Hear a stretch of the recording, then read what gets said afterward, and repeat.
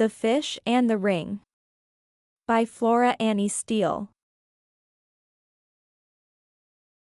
Once upon a time there lived a baron who was a great magician, and could tell by his arts and charms everything that was going to happen at any time. Now this great lord had a little son born to him as heir to all his castles and lands.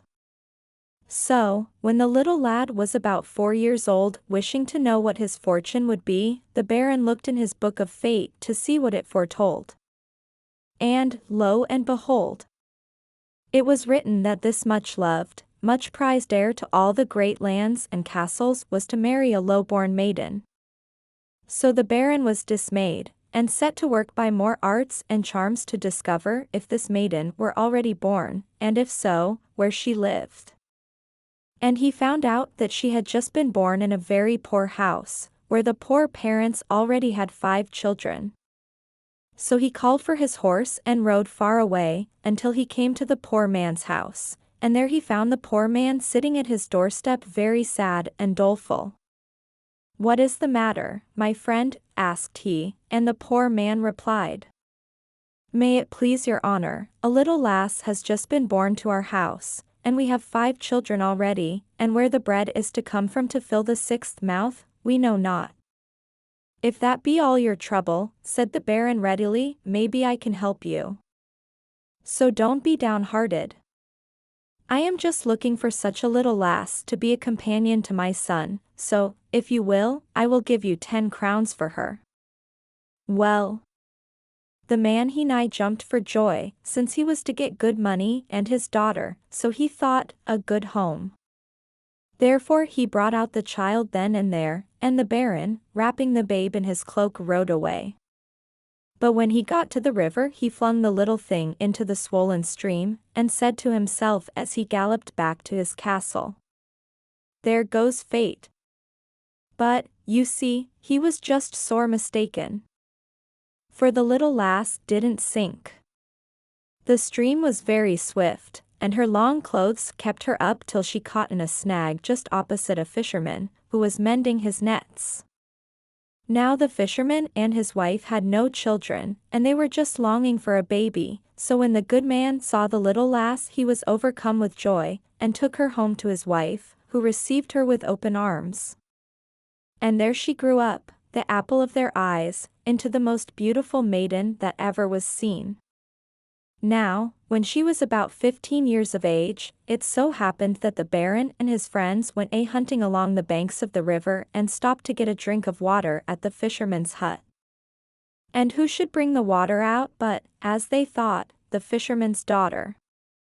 The young men of the party noticed her beauty, and one of them said to the baron, "She should marry well, read us her fate, since you are so learned in the art." Then the baron, scarce looking at her, said carelessly, "I could guess her fate. Some wretched yokel or other. But, to please you, I will cast her horoscope by the stars, so tell me, girl, what day you were born." "That I cannot tell, sir," replied the girl, "for I was picked up in the river about 15 years ago."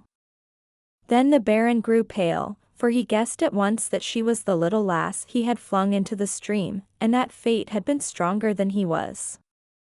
But he kept his own counsel and said nothing at the time. Afterwards, however, he thought out a plan, so he rode back and gave the girl a letter. "See you," he said. "I will make your fortune. Take this letter to my brother, who needs a good girl, and you will be settled for life." Now the fisherman and his wife were growing old and needed help, so the girl said she would go, and took the letter. And the baron rode back to his castle, saying to himself once more, "There goes fate." For what he had written in the letter was this: "Dear brother, take the bearer and put her to death immediately." But once again he was sore mistaken, since on the way to the town where his brother lived, the girl had to stop the night in a little inn. And it so happened that that very night a gang of thieves broke into the inn, and not content with carrying off all that the innkeeper possessed, they searched the pockets of the guests, and found the letter which the girl carried. And when they read it, they agreed that it was a mean trick and a shame. So their captain sat down and, taking pen and paper, wrote instead. "Dear brother, take the bearer and marry her to my son without delay." Then, after putting the note into an envelope and sealing it up, they gave it to the girl and bade her go on her way. So when she arrived at the brother's castle, though rather surprised, he gave orders for a wedding feast to be prepared. And the baron's son, who was staying with his uncle, seeing the girl's great beauty, was not unwilling, so they were fast wedded. Well, when the news was brought to the baron, he was beside himself, but he was determined not to be outdone by fate. So he rode quickly to his brothers and pretended to be quite pleased. And then one day, when no one was near, he asked the young bride to come for a walk with him, and when they were close to some cliffs, seized hold of her, and was for throwing her over into the sea. But she begged hard for her life. "It is not my fault," she said. "I have done nothing. It is fate. But if you will spare my life, I promise that I will fight against fate also. I will never see you or your son again until you desire it. That will be safer for you, since, see you, the sea may preserve me, as the river did." Well, the baron agreed to this. So he took off his gold ring from his finger and flung it over the cliffs into the sea and said, "Never dare to show me your face again till you can show me that ring likewise." And with that he let her go. Well, the girl wandered on, and she wandered on, until she came to a nobleman's castle, and there, as they needed a kitchen girl, she took work. Now one day, as she was cleaning a big fish, she looked out of the kitchen window, and who should she see driving up to dinner but the baron and his young son, her husband. At first she thought that, to keep her promise, she must run away, but afterwards she remembered they would not see her in the kitchen, so she went on with her cleaning of the big fish. And, lo and behold, she saw something shine in its inside, and there, sure enough, was the baron's ring. She was glad enough to see it, I can tell you, so she slipped it onto her thumb.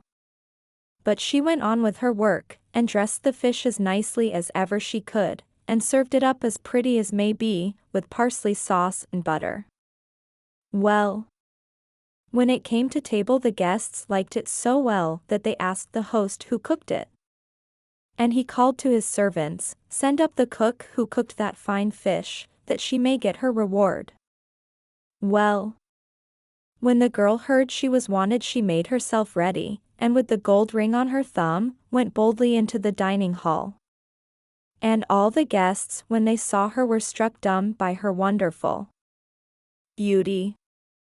And the young husband started up gladly, but the baron, recognizing her, jumped up angrily and looked as if he would kill her.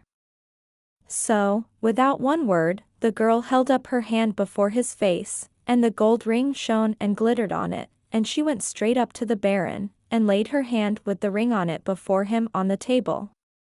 Then the baron understood that fate had been too strong for him, so he took her by the hand, and, placing her beside him, turned to the guests and said, "This is my son's wife. Let us drink a toast in her honor." And after dinner he took her and his son home to his castle, where they all lived as happy as could be forever afterwards.